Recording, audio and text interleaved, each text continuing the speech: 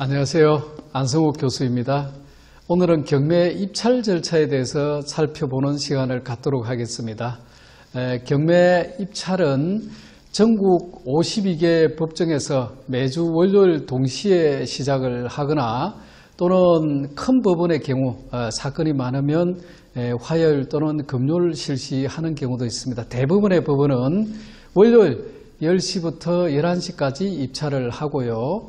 그 다음에 12시부터 개찰을 하거나 또는 사건이 많은 경우에는 10시부터 11시 반까지 입찰을 받고 12시 반부터 개찰을 하거나 이런 식으로 진행이 되니까 해당 법원에서 몇 시부터 입찰 마감을 몇 시까지 하는지 확인을 해서 참가하는 것이 맞겠습니다. 자, 오늘은 입찰 절차에 대해서 구체적으로 살펴보실 건데요. 화면 한번 보시죠.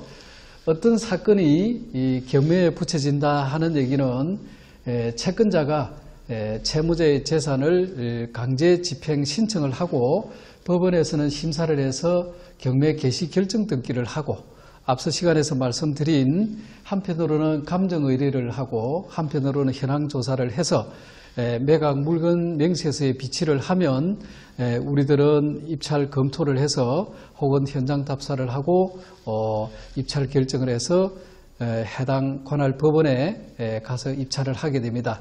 입찰 법정은 물건이 소재하는 관할 소재지 법원에 예를 들어서 전남 무안에 경매 물건이 나왔다 하면 목포법원에, 순천 황전에 물건이 나왔다 하면 순천법원에, 고흥에 물건이 나왔다 하면 역시 관할 지역이 순천법원이기 때문에 순천법원에 입찰을 하고요. 경남 남해에 물건이 나왔다 하면 진주법원이 관할이기 때문에 진주법원을 가시고, 경남 고성에 물건이 나왔다 하면 관할 법원이 통영이기 때문에 통영법원에 가서 입찰을 하게 됩니다. 자, 그렇게 해서 어떤 한 사건을 검토를 하게 되면 먼저 살펴볼 것이 입찰 기일이 언젠지. 그래서 가령 2018 타경에 11,661호 사건은 4월 29일 날 입찰을 진행을 했는데 유찰이 되고, 그 다음에 관할 법원은 순천이고, 그 다음에 한 번 유찰이 되면 우리 순천법원은 1차 유찰에서는 30%가 떨어지기 때문에 2회차에는 70%, 그 다음에 또 유찰이 되면 20%가 떨어지기 때문에 56%에 진행을 하고, 그 다음에 또 한 번 유찰이 되면 또 20%가 떨어진 45%를 최저 입찰 금액으로 정해서 그 이상 입찰하신 분들 중에 최고가를 그날의 낙찰인으로 본다, 이런 얘기네요.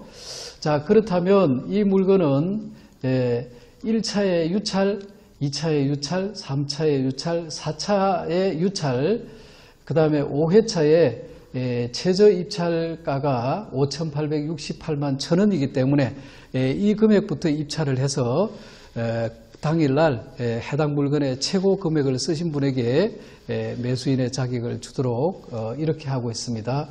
자, 우선 이 사건은 사건 번호가 2018 타경에 11,661호 이렇게 되어 있고, 가로 속의 번호를 보면은 이 물건은 1번, 그 다음에 이 물건은 같은 사건 번호의 2번, 그 다음에 이 물건은 같은 사건 번호의 3번 이렇게 되겠죠. 자, 이때 앞에 2018 타경에 11,661호를 사건 번호라 하고, 그 다음에 가로 속에 있는 1번, 2번, 3번을 물건 번호라 합니다. 자, 이 물건 번호는 채무자의 재산이 흩어져서 동시에 하나의 물건으로 처리하기가 곤란한 경우는 지역마다 흩어져 있는 위치마다 1번, 2번, 3번 이렇게 해서 3번은 본강면 부절이 342-6 이렇게 가고, 2번은 같은 물건이 아니라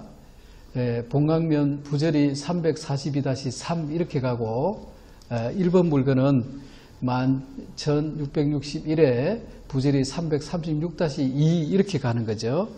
예를 들어서 이 사건을 응찰하시려면 사건 번호는 2018 타경에 11,661번이 되겠고 물건 번호는 1번이 되는데 잘못해서 물건 번호를 빠뜨리거나 다른 번호를 쓰게 되면, 다른 물건 번호를 쓰게 되면 엉뚱한 물건이 낙찰이 되는 경우가 있어서 우리는 사건 번호도 정확하게 기재를 하고 물건 번호도 정확하게 기재를 하셔야 하겠습니다.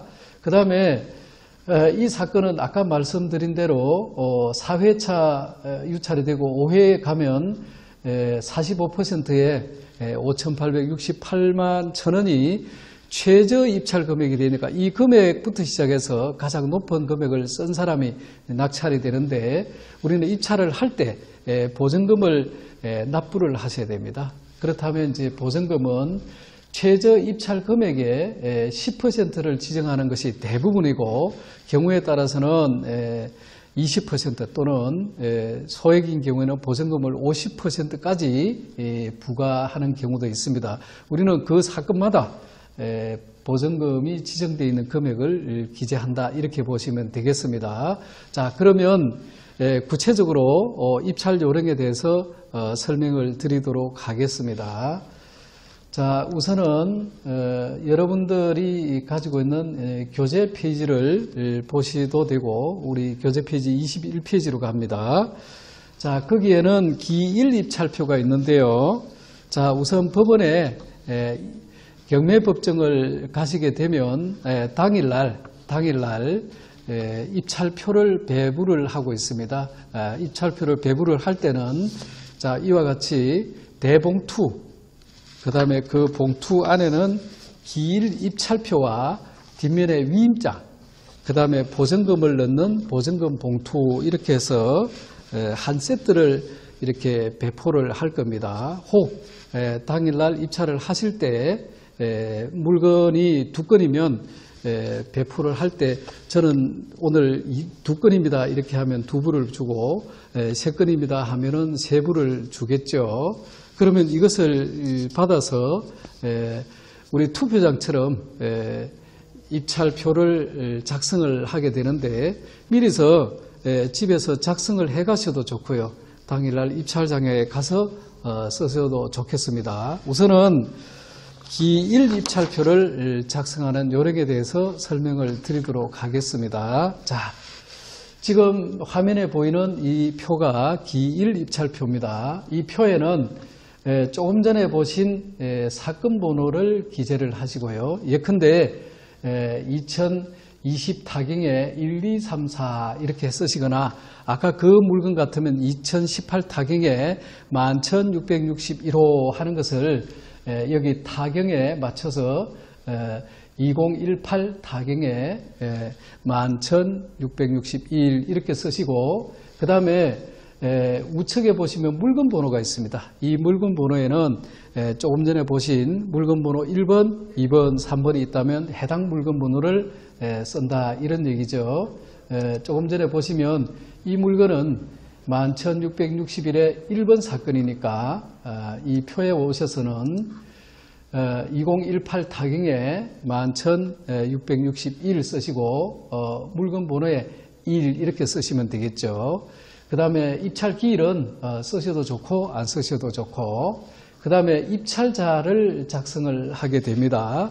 여러분 교재 21페이지에 입찰표에 입찰자는 본인이 직접 법원에 가셔서 입찰을 할 경우에는 본인만 작성하시면 되고, 혹은 본인이 못 가고 대리인을 보낼 경우에는 본인도 기록을 하고 대리인도 기록을 하고 이렇습니다. 예를 들어서 본인이 못 가고 대리인이 가는 경우를 설명을 드리겠습니다. 우선은 본인은 이 물건을 낙찰받아서 등기를 할 사람이 해당이 된다고 보시면 됩니다. 예를 들어서 부부간에 남편이 본인이고 아내가 대리인이거나, 아내가 본인이거나 그래서 남편이 대리인이거나 이럴 경우를 한번 설명을 드리면, 예를 들어서 남편이 본인이다 하면 이름 아무개 이렇게 쓰시고 남편 전화번호를 넣고, 그 다음에 주민등록번호는 남편 번호가 되겠고, 그 다음에 주소를 쓰시는 데 있어서 이 주소는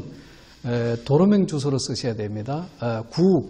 집원번호로 쓰시게 되는 경우에는 나중에 수정 절차가 복잡하기 때문에 우리 주민등록 등본에 나와 있는 도로명 주소를 정확하게 기재를 하시고, 그 다음에 대리인은 입찰장에 가서 실제 입찰을 하실 남편이 본인이고 아내가 대리인이면 아내 이름을 쓰고, 그 다음에 관계를 쓰고, 대리인의 주민등록번호, 대리인의 전화번호, 그 다음에 도로명 주소를 정확하게 기재를 하시고, 이건 이해를 하셨죠?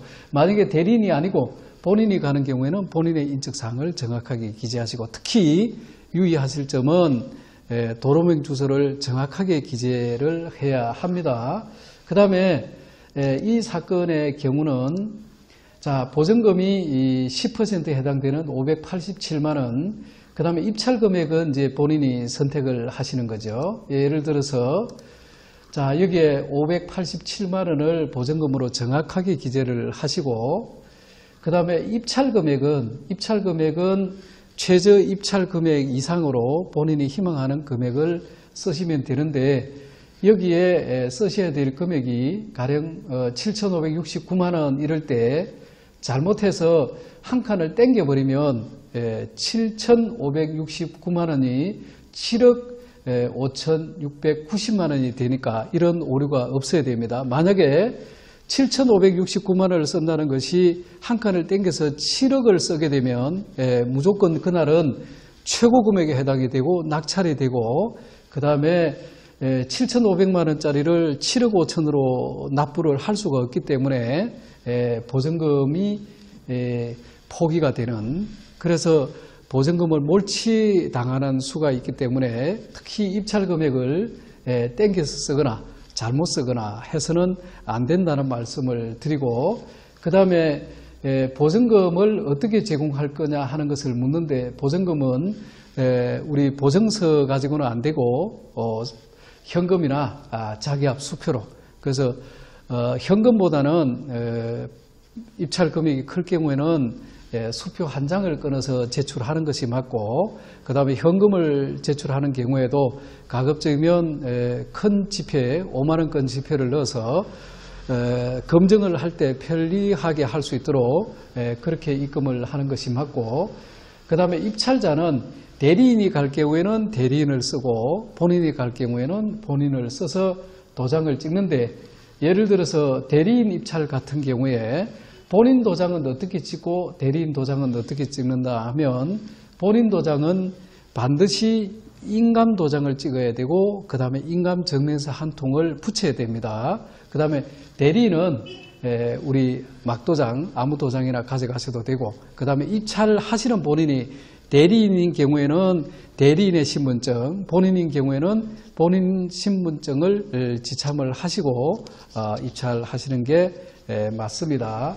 그 다음에 여기에 주의해야 될 내용으로는 대부분의 내용들을 정확하게 이렇게 기재해야 되고, 특히 입찰 금액은 여기 보이는 대로 수정할 수 없고, 수정이 필요한 때는 새 용지를 다시 받아서 재작성을 해야지 이 정도는 용납이 되지 않겠냐 하고, 특히 금액을 수정하거나 덧칠을 하는 경우에는 무효 처리가 되고, 그날의 최고 금액을 썼더라도 무효 처리가 돼서 보증금은 돌려받습니다만 입찰을 수포로 돌리는 그런 경우가 있다 하고 말씀을 드릴 수 있겠습니다. 그 다음에 조금 전에 말씀드린 보증금은 현금 또는 수표를 이 보증금 봉투에 넣고, 그 다음에 여기에도 사건 번호, 물건 번호, 그 다음에 입찰자 이렇게 쓰도록 되어 있고, 그 다음에 대봉투에도 사건 번호, 물건 번호, 그 다음에 입찰자를 기재하도록, 그래서 기일 입찰표 또는 봉투, 대봉투에 사건 번호가 들어가고 물건 번호가 들어가고 그 다음에 입찰자가 들어간다 하는 것을 유의하시기 바랍니다. 그 다음에 한 가지 덧붙인다면, 기일 입찰표를 뒤집으면 위임장이 나오고, 이 위임장에 작성해야 될 내용은 대리 응찰일 경우에,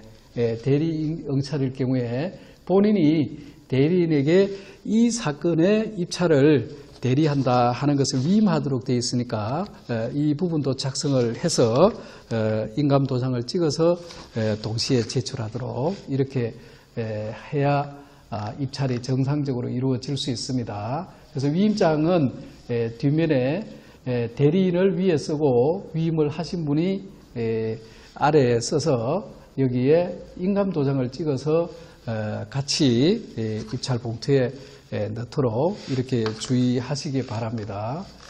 자, 다음은 입찰 봉투에 사건 번호, 물건 번호, 그 다음에 입찰자 또는 대리인 이렇게 적어서 같이 제출해야 된다는 말씀이고요.